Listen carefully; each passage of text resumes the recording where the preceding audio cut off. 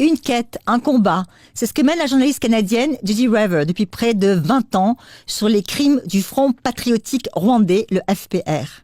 Car ce qui guide cette enquêtrice hors pair, selon l'hebdomadaire Marianne, qui lui a rendu hommage à l'occasion de la sortie en France le 17 septembre de son livre « Rwanda, l'éloge du sang », c'est de décrypter le génocide au Rwanda dans toute sa complexité, même quand celle-ci dérange. Ce magazine français ne pouvait pas rater un tel événement. Son ancien collaborateur, le journaliste Pierre Péan, décédé le 25 juillet 2019, s'était vu coller l'étiquette infamante de raciste et de négationniste pour avoir osé le premier enquêter sur ce qui lui apparaissait être les zones d'ombre de la tragédie rwandaise, à commencer par le rôle du chef de l'État rwandais actuel, Paul Kagame. Mais si la journaliste canadienne Gigi Rever n'a pas la stature physique de Péan, elle en a le courage et apparemment la détermination. Son livre, d'abord paru en anglais sous le titre In Praise of Blood en 2018, a été réalisé au péril de sa vie. L'édition française publiait in extenso les centaines d'entretiens qu'elle a menés avec des déserteurs du FPR, d'anciens soldats de l'armée rwandaise, des survivants d'atrocités, des enquêteurs de l'ONU et des documents issus du tribunal pénal international pour le Rwanda, le TPIR. Un ouvrage de 474 pages qui a pour ambition de retracer l'histoire complète du génocide rwandais et qui apporte un éclairage tout à fait nouveau par rapport à la doxa officielle à Kigali.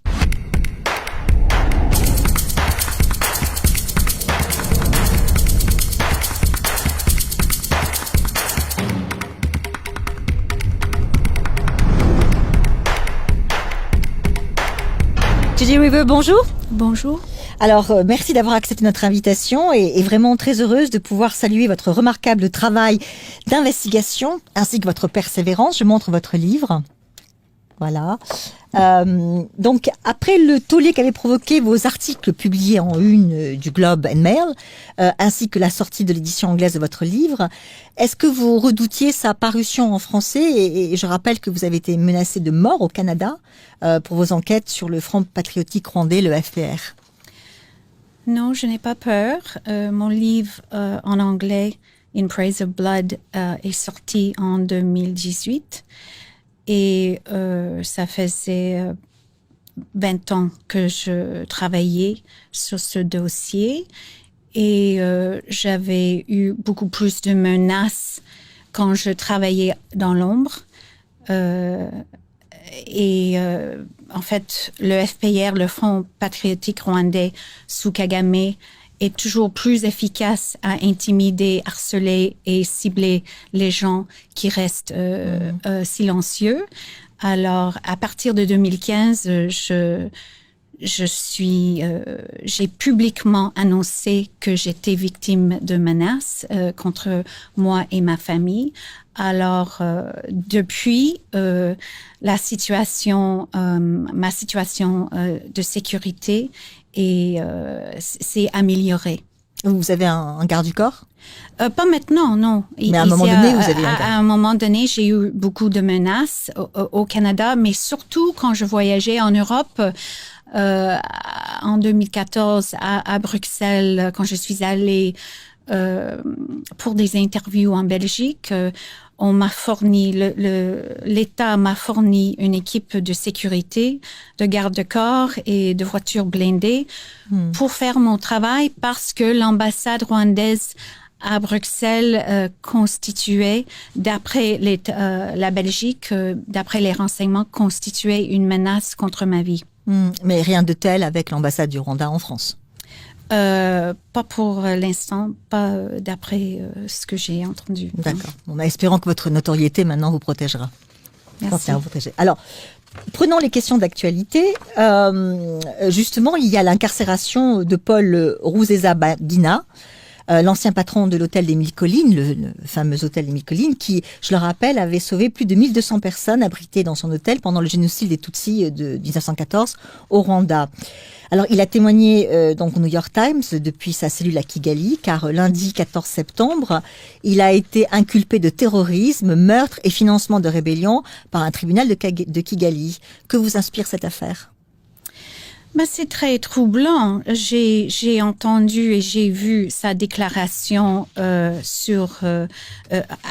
New York Times qui a été aussi enregistrée. Et ça se voit qu'il est très stressé et il est il est victime d'une influence et peut-être des menaces contre sa personne. Et il a même expliqué que il a été attaché, il a passé quelques jours avant d'arriver sur un avion à Kigali. Il savait pas. Oui, puisqu'on l'avait interpellé à Abu Dhabi. Oui, c'est ça, à Dubaï. À Dubaï. Et puis, il savait pas où il allait. Ça se voit que sa déclaration il subit une sorte de pression. Mais c'est très troublant encore parce que on voit à quel point Kigali continue à attraper ses critiques hors du pays, en Europe, au Moyen-Orient, surtout en Afrique. Et encore une fois, ça s'inscrit on voit l'énorme capacité des autorités rwandaises de cibler leurs ennemis politiques. Alors, auparavant, il y a eu aussi en août l'ouverture d'une enquête judiciaire en France cette fois-ci à l'encontre d'Aloïs Nitivira Gabo, l'ancien chef des renseignements militaires au Rwanda, retrouvé par Mediapart cette fois-ci près d'Orléans. Que vous inspire cette enquête pour crimes contre l'humanité ouverte par le parquet français ? Surtout après le précédent de Félicien Kabuga, qui a été finalement relaxé à l'issue d'un véritable marathon judiciaire en France. Bon, d'accord, pour l'enquête que j'ai lue dans Mediapart, c'était assez surprenant. Bon, déjà, les journalistes qui publient les dossiers rwandais dans Mediapart ont déjà un parti pris. Mais et ils sont pas les seuls, je crois. Non, ils sont pas les seuls en France, c'est sûr. Mais cette fois-ci, c'était assez étonnant parce que le journaliste a décrit cet ancien chef du renseignement rwandais avant 94 comme quelqu'un qui cachait son identité et sa vie ici en France. Et au contraire, il n'a jamais caché. En fait, cette personne a contribué ou a coopéré avec le dossier judiciaire en France qui enquêtait sur l'attentat contre l'avion et le meurtre de Habyarimana. C'est quelqu'un qui donnait des preuves importantes à l'avocat de la défense, avocat des parties civiles, pardon, Philippe Mailhac. Alors, c'est quelqu'un, évidemment, qui était visé par Kigali, et qui était un témoin, si vous voulez, un témoin dangereux dans cette enquête. Et ensuite, par hasard, on voit cette enquête qui sort dans Mediapart et qui est pleine d'accusations non fondées, à mon avis. Et le parquet ouvre une enquête. Oui, c'est ça. Pour crime contre l'humanité. C'est assez surprenant comme décision judiciaire, mais on va voir qu'est-ce que ça donne. Mais c'est quelqu'un qui a toujours qui était critique ouverte de Kigali et n'a jamais caché où il vivait. Alors, quand j'ai lu cette enquête, j'ai trouvé c'était scandaleux à mon avis. Oui, et l'acharnement judiciaire français contre Félicien Kabuga, 20 ans de procédure, c'est 20 ans, oui. Depuis 20 ans, Kigali essaie de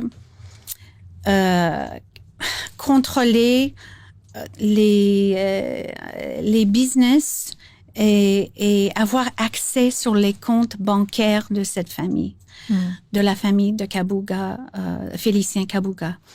Et ils ont réussi quand même à confisquer des biens, les propriétés et les compagnies de Félicien Kabuga au Rwanda, bien sûr, mais ils n'arrivaient pas à accéder ou à saisir les comptes et des biens hors du pays. Et ça, c'était véritablement un obstacle et un intérêt pour Kigali. Alors, d'après ce que je comprends, la famille veut que leur père soit jugé en France et non pas au TPIR, au Tribunal pénal international pour le Rwanda, parce qu'ils trouvent, on juge que les procès à Arusha, à Tanzanie, où se trouve le tribunal, n'est pas équitable. D'accord. Alors, revenons à votre livre. Je le montre à nouveau parce que c'est un beau pavé. Pour le régime rwandais, toute personne qui défend une thèse contraire à la thèse officielle, vous y faisiez allusion, c'est-à-dire celle d'un génocide organisé par l'ancien régime, est automatiquement accusée d'être négationniste. Ça a été votre cas. Ne craignez-vous donc pas en conséquence d'être traîné en justice par le régime rwandais ? Non, j'ai pas de crainte là-dessus. Surtout d'abord, je nie pas le génocide contre les Tutsis.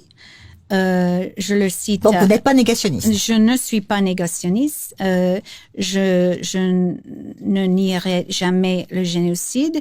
Au contraire, je dis à haute voix qu'il faut enquêter davantage sur le déroulement du génocide contre les Tutsis et aussi le rôle du FPR dans ce génocide des Tutsis. Mais je le dis clairement, à plusieurs reprises, le rôle des acteurs Hutus locaux et d'État dans le génocide contre les Tutsis dans mon livre. Je n'ai pas de crainte par rapport à mon livre parce que déjà, j'avais dit, l'édition anglaise est sortie depuis 2018. Il y a aucune plainte, aucune poursuite, aucune mise en demeure. Nous avons examiné chaque page de mon livre avant que l'édition anglaise est sortie. Chaque page a été examinée rigoureusement avec un cabinet d'avocats à Toronto. Et le résultat est ce que vous voyez. Qui est donc une traduction assez fidèle de ce que vous avez fait en anglais. Oui, on a ajouté évidemment une préface, un prologue et le chapitre sur les crimes du FPR à Bisesero et aussi 120 pages de documents confidentiels, mais le reste est le même. D'accord. Alors, les détracteurs de votre livre fustigent le fait que vos sources sont souvent des gens condamnés pour génocide ou des anciens du FPR tombés en disgrâce et que, par conséquent, leurs témoignages ne sont pas crédibles. Qu'est-ce que vous leur répondez ? Bon, d'abord, je n'ai pas interviewé les condamnés Hutus, les condamnés par le TPIR. Ils font pas partie de mes sources pour ce livre. Déjà, c'était une déformation des informations par notamment Jean-François Dupaquier. Donc, et fake d'autres. news. Fake news, ça c'est fake news. Mes sources sont très crédibles. J'en ai plus que 200 sources. Premièrement, qui sont mes sources? Des victimes du FPR, Hutu et Tutsi, qui m'ont donné des témoignages très crédibles. Ces témoignages sont renforcés par les déserteurs du FPR, les officiers et soldats Tutsi, et qui renforcent en fait les témoignages des victimes Hutu. Et qui m'ont expliqué la nature, vraiment la dynamique de la violence du FPR durant le génocide. Qui a été le déclic? Est-ce qu'il y a parmi ces gens un témoignage qui vous a tellement arraché le cœur que vous avez dit j'y vais, je fonce? Bon, ça dépend de quelle période. Hein. Quand j'ai été au Congo, c'est des témoignages des victimes qui ont survécu les massacres à Bandaka et à Kisangani. J'en ai plusieurs. Mais et au Rwanda? Au Rwanda, un jeune, je me souviens, c'était accablant, très perturbant, les témoignages de 2 personnes. Tous les 2 étaient des enfants soldats durant le génocide. Du FPR. Du FPR. Et puis, ces jeunes Tutsis ont été obligés de participer directement dans les crimes. Et je me souviens d'une personne en particulier qui m'a décrit tous les jours pendant 1 mois. Il était dans un quartier un peu nord de Kigali et ils étaient obligés de ramasser des dizaines de mères et enfants et pères aussi sur une colline près d'une usine à thé. Et on les fusillait tous les jours, des centaines de personnes Hutus. Et je me souviens, sa voix tremblait quand il m'a donné son témoignage. Et une autre personne qui avait participé directement dans les crimes inouïs, inimaginables à Giti, dans le nord-est du Rwanda.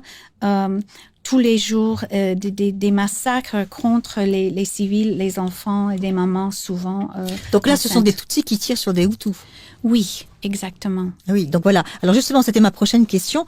Sans déflorer votre livre, vous affirmez par exemple que les milices Hutus étaient infiltrées par le FPR de Paul Kagame, donc qui était bien à l'époque donc du génocide des Tutsis en 94, le chef de guerre du FPR. Comment est-ce que c'est possible ? Bon, l'infiltration des rangs de l'ennemi était une tactique qui était utilisée par les fondateurs du FPR quand ils ont fait la guerre de la rébellion en Ouganda. Déjà, c'était une tactique de guerre, l'infiltration de l'ennemi dans les rangs. Mais ils ont perfectionné cette tactique au Rwanda, dans le Nord, avant le génocide. Ils ont préparé et ils ont entraîné des commandos qui étaient entraînés pour faire cette sale guerre. Alors, ils ont utilisé des Tutsis qui étaient de morphologie, en fait, des Rwandais ont tous des traits physiques en commun. Hein. C'est pas. Alors, ils ont entraîné des commandos qui ont ensuite infiltré dans toutes les milices Hutus au Rwanda. Avant le génocide, ils étaient prêts, ils étaient stationnés dans toutes les préfectures du pays à partir de janvier. Janvier 94. Janvier 94, prêtes à boucher et à commencer leurs opérations après l'attentat contre l'avion. Ce qu'on avait vu à Kigali, on avait vu des commandos du FPR qui participaient directement aux barrières, aux barrages de Kigali et qui tuaient des Tutsis. À côté des miliciens de l'Interahamwe, par exemple. L'Interahamwe, c'était une milice qui était vraiment active à Kigali. Mais d'autres miliciens étaient partout au Rwanda, pas forcément Interahamwe, mais les commandos du FPR ont œuvré à tuer des Tutsis partout. Oui, et dans un des chapitres, je montre comment ils ont effectué les opérations à Bisesero dans la préfecture de Kibuye. Oui, donc d'où la difficulté aussi de distinguer qui est qui et qui a fait quoi, j'imagine. Oui, porter les mêmes... Et donc, alors, on sait maintenant pour sûr qui a tué le président Hailemariam. Mais les preuves sont très convaincantes et solides que le FPR avait tué. Un avocat très haut placé du bureau du procureur du TPIR m'a dit qu'on savait à l'époque que le FPR, que Kagame a ordonné ses commandos de tuer Habyarimana. Les preuves étaient là. Mais le tribunal a décidé, sous l'influence des États-Unis, de protéger Kagame. Et on voit, il n'y a jamais eu d'enquête sur l'attentat au sein du TPIR. On voit que dans d'autres assassinats des leaders politiques, comme Benazir Bhutto et Rafik Hariri au Liban, le tribunal a enquêté sur ces meurtres, mais pas au Rwanda. Nous avons vu l'assassinat de 2 présidents africains. Tout à fait. Alors, dans votre livre, vous mentionnez également quelques crimes connus depuis longtemps par le TPIR. Qu'est-ce qui a empêché la poursuite des membres du FPR impliqués dans ces crimes, alors que le TPIR avait le mandat pour les juger? D'abord, les États-Unis, sous lequel le tribunal a eu beaucoup d'influence. Les États-Unis ont influencé les poursuites déjà. Ils ont activement empêché que les preuves soient connues, les preuves des crimes du FPR. Ils ont enterré les enquêtes. Les enquêtes comme, je cite une enquête par Robert Gersony, qui montrait que le FPR avait systématiquement tué les Hutus durant les génocides, surtout dans l'Est. Il n'a pas enquêté dans toutes les préfectures, mais il avait dit dans un briefing oral que le FPR avait commis un génocide contre les Tutsis. Et lui avait prononcé ce terme. Oui, dans les briefings oraux. Et dans son rapport, qui était très bref, qui n'a pas vraiment fini, il avait dit que les massacres étaient systématiquement. Les États-Unis ont enterré cette enquête. Ensuite, les États-Unis ont assuré que les enquêtes par une unité d'enquête spéciale clandestine auprès du TPIR, le résultat de cette enquête et de ces preuves qui étaient considérées comme les preuves prima facie qui pourraient inculper les membres du FPR, ça, c'était classé aussi. Alors, il n'y avait aucune poursuite qui était entamée malgré les enquêtes approfondies sur les crimes. C'était une décision politique. On a enlevé le seul procureur qui était Carla Del Ponte, qui était prête à juger le FPR pour ces crimes. On l'a muté, on l'a enlevé, et ça a empêché, ça a accordé, cette décision a accordé une immunité juridique à Kagame et à son parti. Tout à fait. Donc, Condoleezza Rice, en l'occurrence, a joué un rôle, a pesé d'un poids très très lourd dans la non-condamnation du FPR. Alors, justement, discutons maintenant un petit peu plus en détail la part d'ombre qui reste encore dans ce dossier, puisque votre livre en éclaire pas mal, notamment celle-là, et notamment les crimes du FPR au Congo, donc l'ex-Zaïre, qui occupe une place non négligeable dans votre livre, puisque vous y étiez, vous y faisiez allusion tout à l'heure. Alors, est-ce que vous seriez favorable à l'idée du prix Nobel de la paix, le docteur Denis Mukwege, de créer un tribunal pénal pour le Congo? Et dans ces cas-là, ce tribunal, il devrait être où? Et quand devrait-on le créer? Puisque pour l'instant, rien n'a été fait encore pour ces crimes. Je suis très favorable. C'est essentiel, c'est absolument nécessaire que la communauté internationale établisse une cour qui est internationale. Ça devrait pas, à mon avis, ça devrait être au Congo, mais ça devrait être un tribunal mixte, international, soutenu par l'ONU. Et Dr Mukwege, il insiste sur le fait que sans justice, il n'y aura jamais la paix au Congo.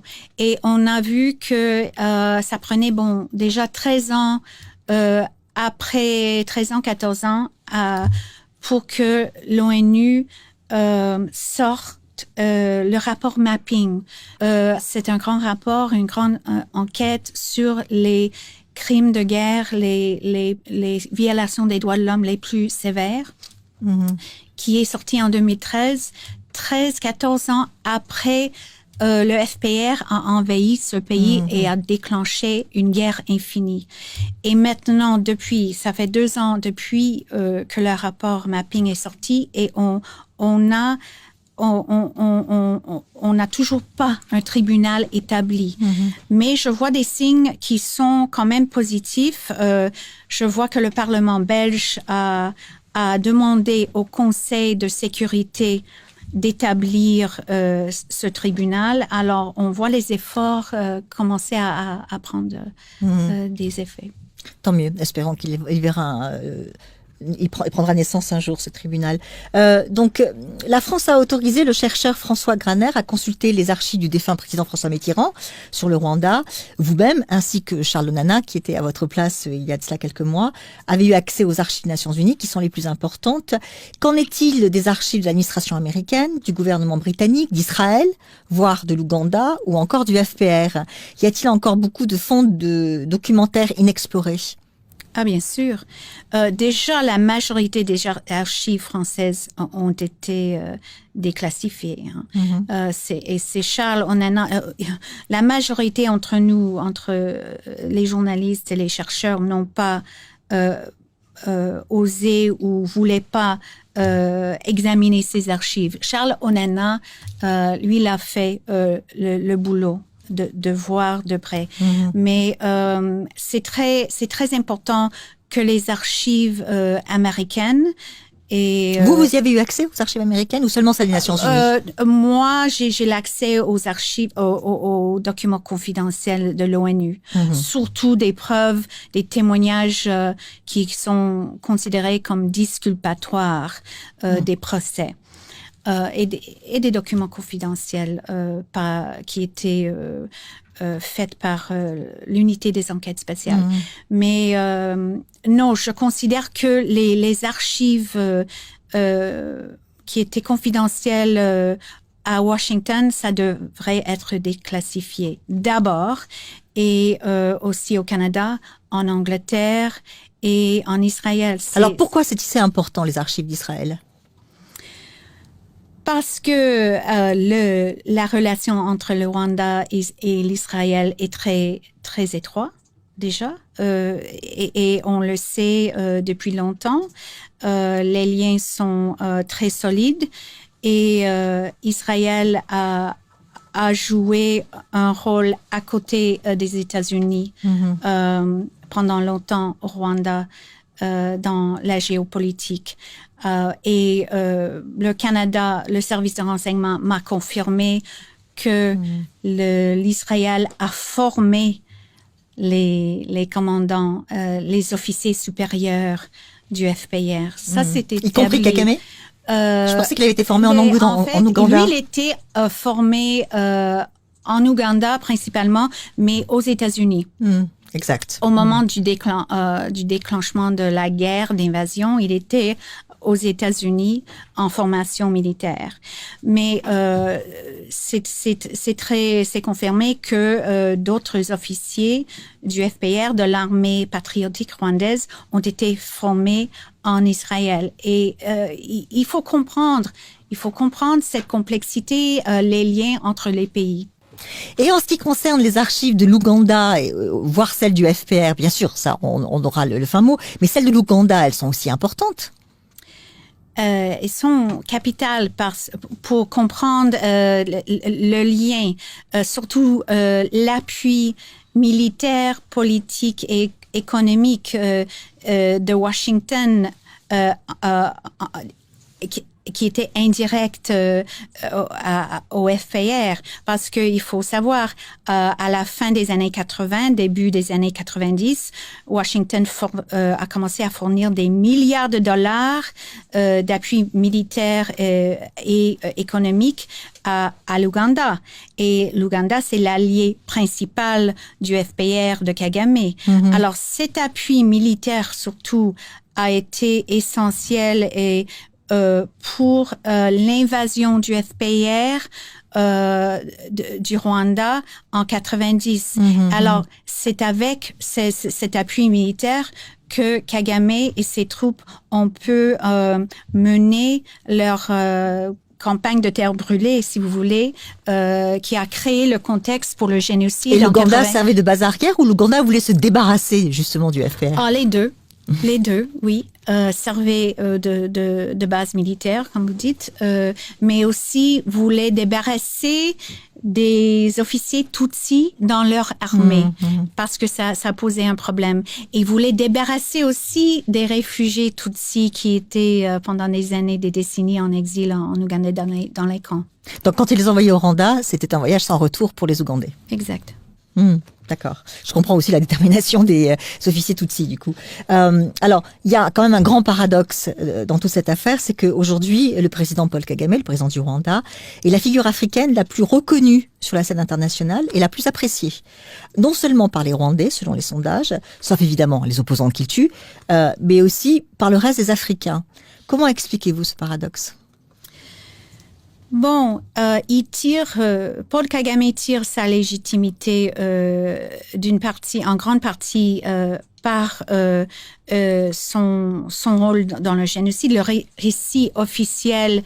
La fameuse doxa. Exactement. Le récit officiel, c'est qu'il a stoppé le génocide, il a sauvé le peuple et ensuite il a instauré la paix au Rwanda et la stabilité, figurez-vous, dans l'Afrique centrale. Et moi, je dis dans le livre, c'est faux. C'est une fausse légitimité parce qu'il n'a pas stoppé le génocide. Il a déclenché le génocide en tuant le président Hutu.